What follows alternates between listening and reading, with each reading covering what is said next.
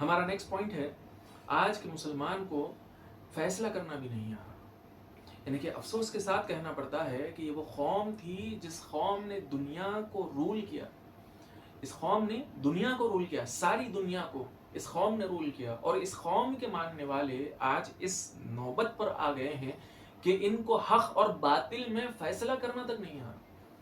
یعنی کہ کیسے اگر دو لوگ بات کر رہے ہیں یا تم ایک ڈیبیٹ دیکھ رہے ہو تو تم کیسے فیصلہ کرو گے کہ دونوں میں سے کون جو ہے حق پر ہے، کس کی بات جو ہے حق کے قریب ہے، کون جو ہے صحیح بات بیان کر رہا ہے اور کون گمراہ کرنے کی کوشش کر رہا ہے.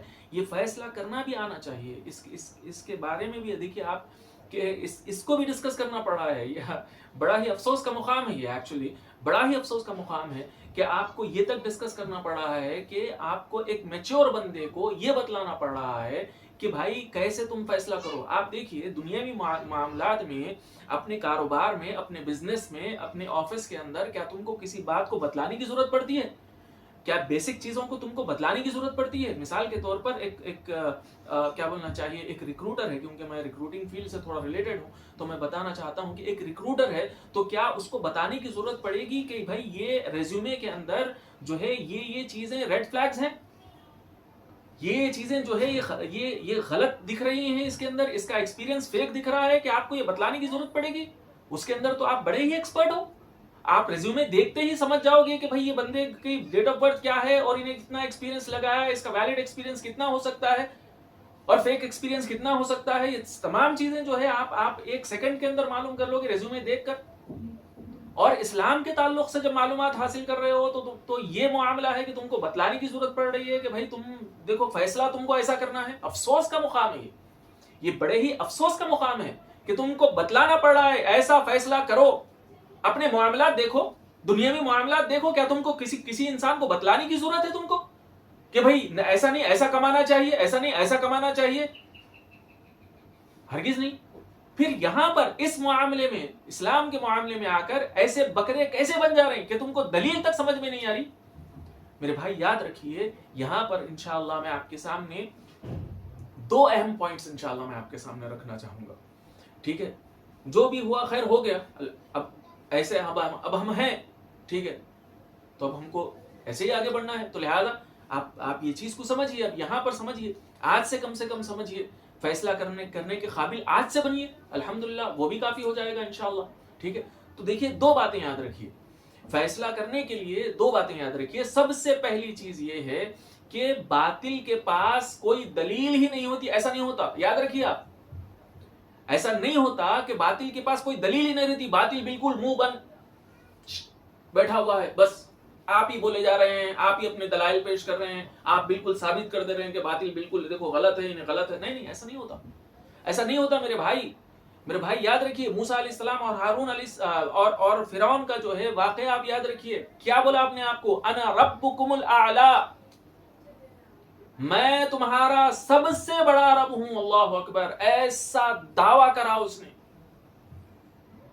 فرعون کا دعویٰ کوئی معمولی دعویٰ نہیں ہے، بہت بڑا دعویٰ تھا اس کا. اس جیسا دعویٰ کسی نے نہیں کیا. اللہ اکبر.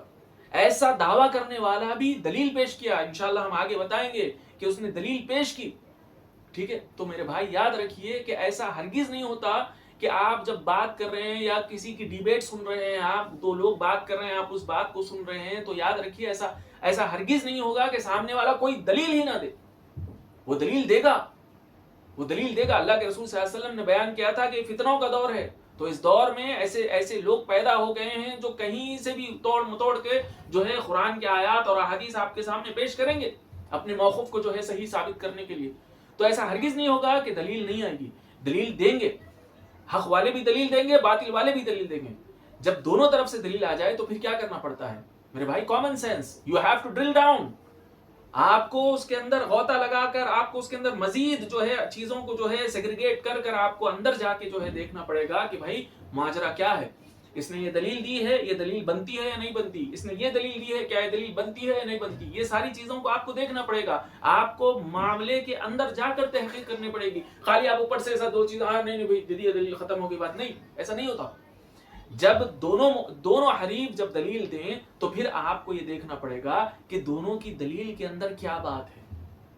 ٹھیک ہے، تو میرے بھائی یہاں پر یاد رکھیے کہ ایسا ہرگز نہیں ہوگا کہ سامنے والا آپ کو کوئی دلیل دے ہی نہیں، دلیل دیں گے، ٹھیک ہے، لیکن غلط دلیل دیں گے، دلیل سے غلط استدلال کریں گے، قرآن کی آیت پیش کریں گے، احادیث پیش کریں گے، لیکن نہ قرآن کی آیت موقع پر ہوگی نہ حدیث موقع پر۔ اس کی ایک مثال دیتا ہوں میں، آپ سمجھیے، اللہ کے رسول اللہ تبارک و تعالیٰ نے قرآن میں فرمایا، کیا فرمایا اللہ تبارک و تعالیٰ نے؟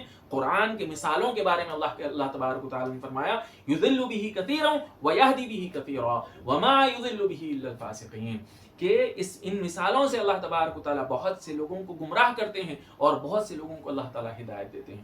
وما یضل بہ الا الفاسقین، اللہ تعالیٰ نے رول بتا دیا کہ گمراہ کون ہوتے ہیں، گمراہ وہ ہوتے ہیں جو فاسق ہوتے ہیں۔ بہرحال میرے بھائی یاد رکھیے کہ قرآن کی آیت سے گمراہی بھی مل سکتی ہے، کب ملے گی یہ بھی سمجھ جائیے، کیونکہ یہی تو کر رہے ہیں، قرآن کی آیات پیش کر رہے ہیں، احادیث پیش کر رہے ہیں، ٹھیک ہے، لیکن گمراہ کیوں ہو رہے ہیں اس کا بھی الحمدللہ قرآن نے جواب دے دیا ہے۔ قرآن نے جواب کیا دیا؟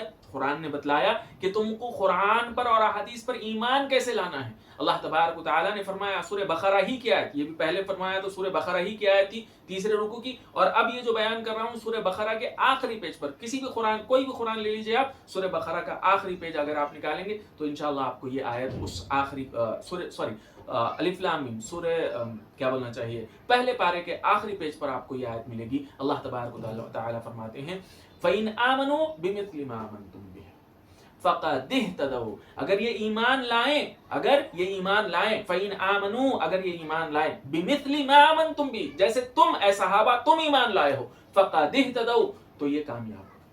تو میرے بھائی یاد رکھیے کہ کیسے سمجھنا ہے قرآن کی ہر آیت کو، احادیث کو، اور قرآن کے ہر لفظ کو ہم کو کیسے سمجھنا ہے؟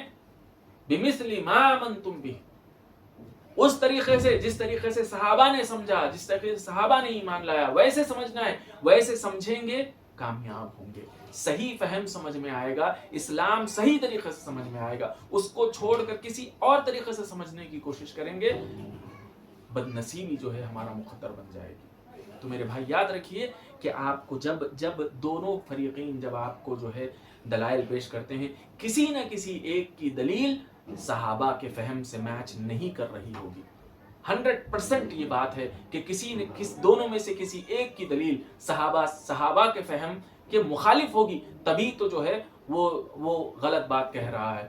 اگر وہ صحابہ کے فہم کے متعلق بات کرے گا تو پھر وہ بات کبھی غلط نہیں ہو سکتی تھی، وہ اسلام کے خلاف نہیں ہو سکتی۔ تو بہرحال اس چیز کو سمجھنے کی ضرورت ہے کہ جب ہم کسی کی بھی ڈیبیٹ دیکھ رہے ہیں، کسی کی بات دیکھ رہے ہیں، تو عمومی طور پر کیا ہو رہا، بھائی انہوں اتنا دلیل نہ دے دی، اتنا دلیل تم کیا دیے، تم 2 دلیل دیے، انہیں 10 دلیل دیا ہوں گا، 10 دلیل بے معنی بے موقع سلف کے فہم کے خلاف دیا ہے، اور ایک عالم اور ایک صحیح اہل سنت کا جو بندہ ہے، انہیں 1 دلیل دیا ہوں گا، اس کی 1 دلیل جو ہے اس کے 100 دلیلوں کے اوپر بھاری ہے۔ کیونکہ اس کے اندر صحیح قرآن اور حدیث کا فہم ہے، صحابہ کا فہم ہے، اللہ کے رسول صلی اللہ علیہ وسلم نے جس طریقے سے سمجھایا ہے وہ جو ہے یہ بیان کر رہا ہے، اور اس کے جو دلائل ہیں بھلے ہی 100 رہن دو، 1000 دلائل رہن دو، اس کے دلائل غلط ہیں۔ کیونکہ ان دلائل میں صحابہ کا فہم نہیں ہے۔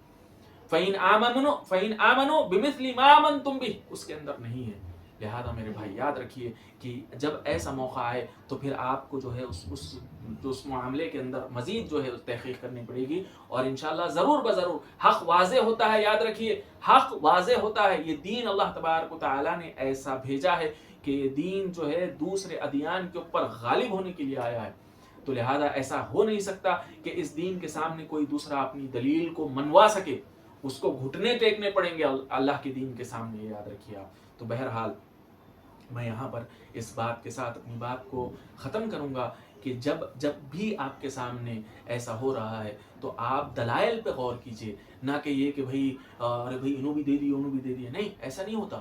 آپ کو دیکھنا پڑے گا کہ ان کے دلائل میں سے کس کی دلیل پختہ ہے اور کس کی دلیل مضبوط ہے، یہ دیکھنا بھی ضروری ہوتا ہے۔ صرف دلیل دے دینا، نمبر دے دینا، قرآن کی آیت پڑھ دینا، یہ کافی نہیں ہوتا، اس کا سیاق اور سباق بھی بعض وقت دیکھنا پڑتا ہے، اس کا مفہوم بھی دیکھنا پڑتا ہے، اس کا صحابہ کا اس کا فہم، سب سے امپورٹنٹ یہ ہے کہ صحابہ کا فہم، صحابہ نے اس کو کیسے لیا ہے، یہ دیکھنا پڑتا ہے. انشاءاللہ ہم اس کی تفصیلات میں آئیں گے.